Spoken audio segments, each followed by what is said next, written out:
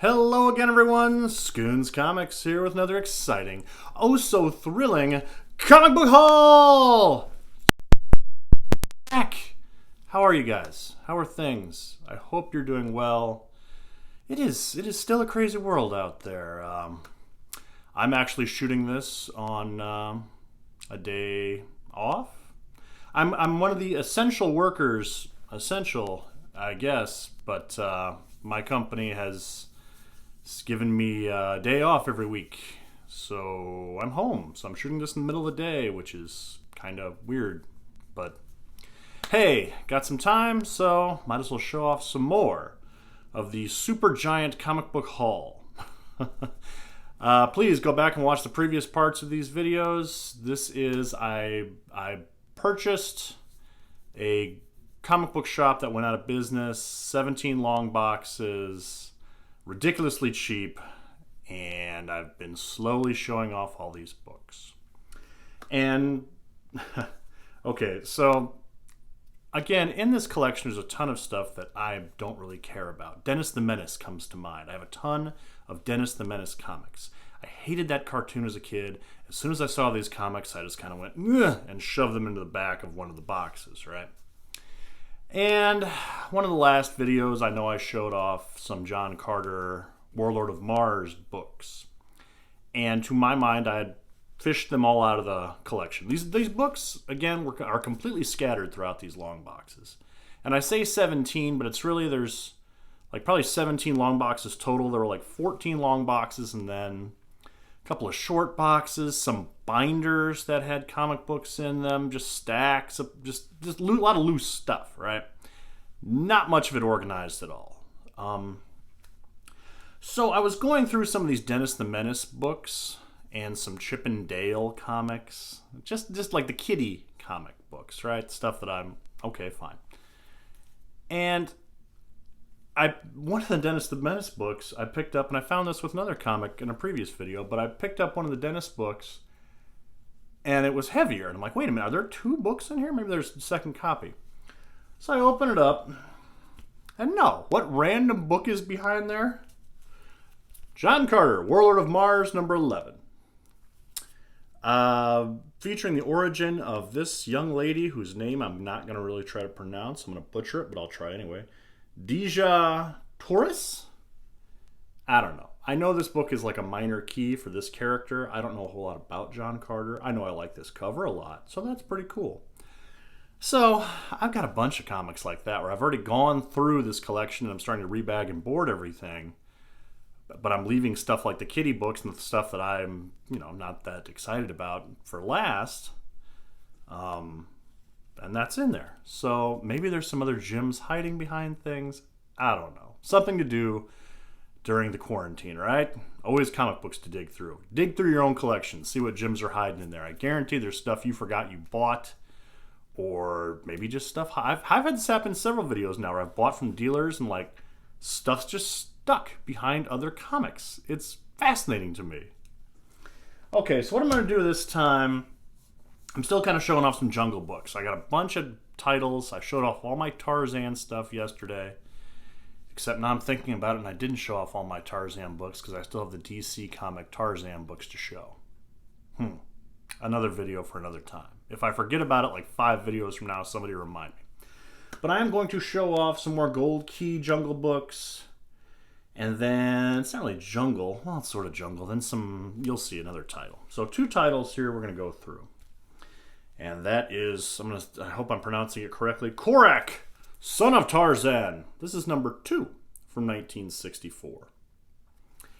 I know nothing about Tarzan's son. I didn't know he had a son until I found these comics. I don't know. Like, is Tarzan still around at this point? Because this guy looks about the same age as Tarzan. One of these days when I'm bored, I'm going to Wikipedia the entire history of Tarzan and the franchise and Edgar Rice Burroughs and all these characters, and I will immerse myself in all the things. But right now, I'm just a guy going, I don't know what this is. Korak, Son of Tarzan. Korak sounds like a very Klingon name to me.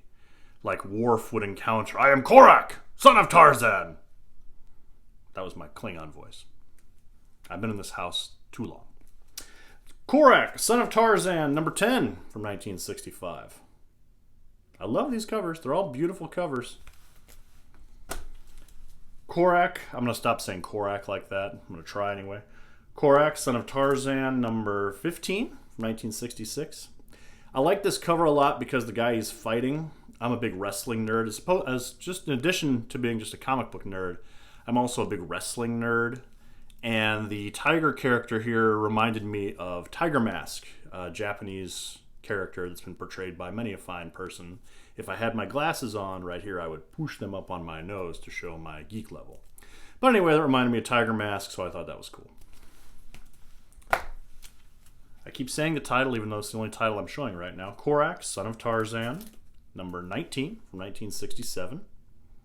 Beautiful cover. Beautiful painted covers. I wonder what happened to the original art. Is somebody out there like a collector of the original art of these things? It's just, I imagine it's just stunning. Very cool. This is a nice, pretty cover too. Korak, number 20 from 1967. Fighting a gator or a croc. Pretty.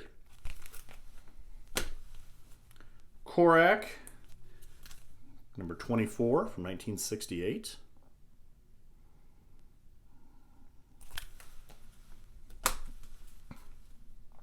Korak, number 37. We're in the 70s now, 1970.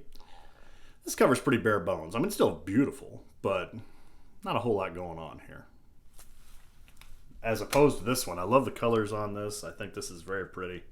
Korak, number 38 from 1970. Very striking colors, beautiful comic. I like that one a lot. Korak,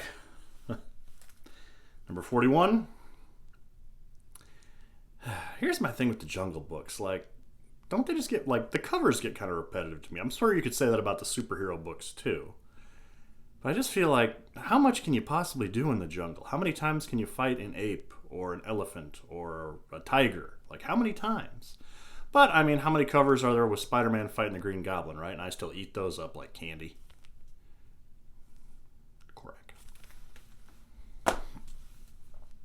Korak, The Battle of Burning Mountain. Korak, number 42 from 1972.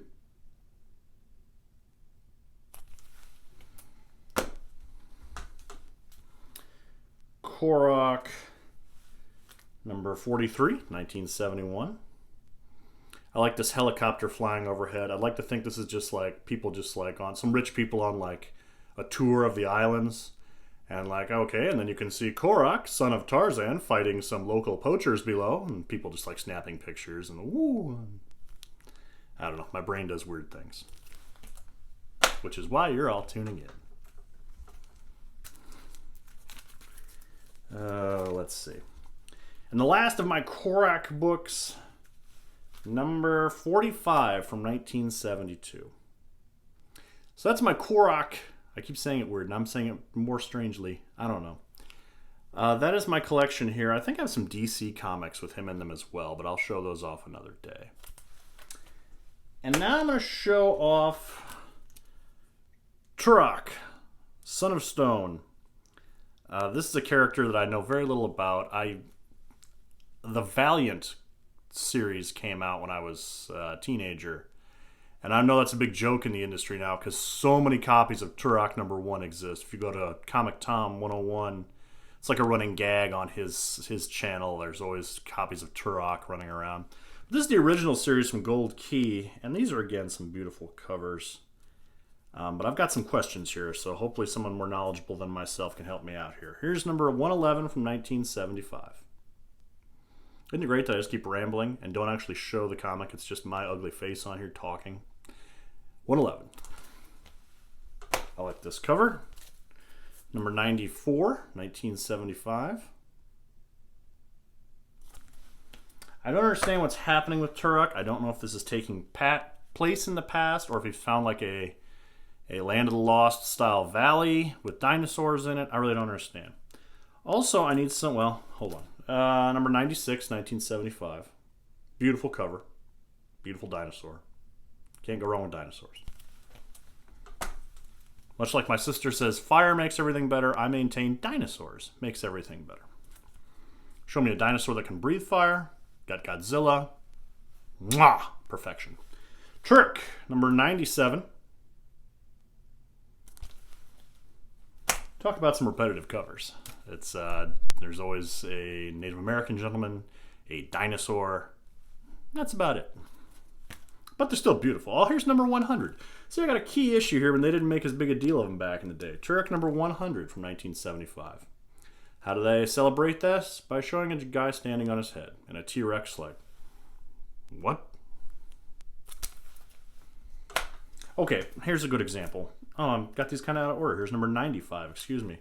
Someone who's a Turek fan, I'm sure Metarog knows this, or Tom, the comic book creature. Why are the dinosaurs all called honkers? What's that all about? Honkers. That's not a menacing name. Honker is the little Muppet creature on Sesame Street. Why would you name your dinosaurs that? I don't understand. Turek number 120.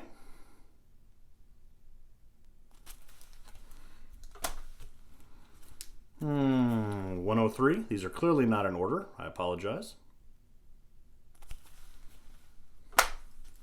Only one way to escape. On a dying honker. I just laugh. It's ridiculous. Turek number 110, 1977. Number 92. Yeah, I'm all out of order here, people. I really thought I had these in order.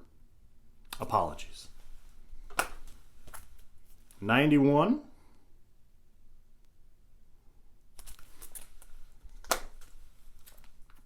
$123 from 1979.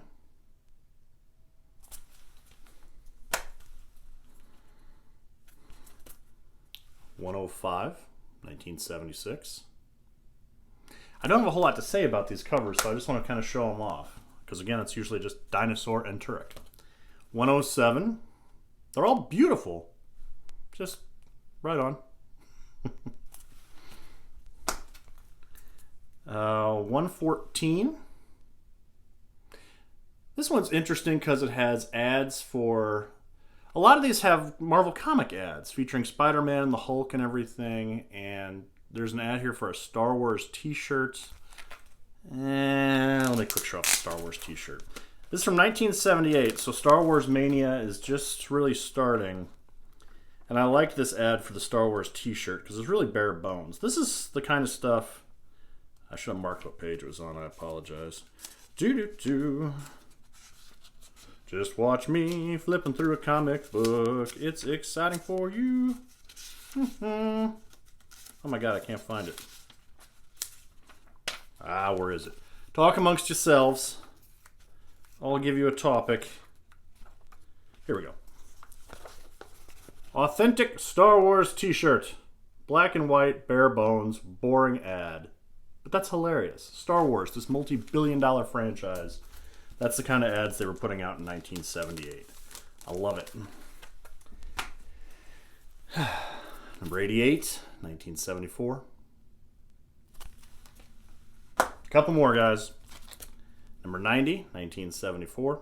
Turek fighting dinosaurs. What? I mean, honkers. And last but not least, number 98, 1975. Pretty cool, right? I love comics. That's what I got this time, people. Thank you so much for watching. Comment, like, subscribe. I love hearing the comments. Thank you so much for everybody that's been commenting lately. I really appreciate it. I hope everybody's staying safe out there. Hope everyone is well. And I will see you all soon.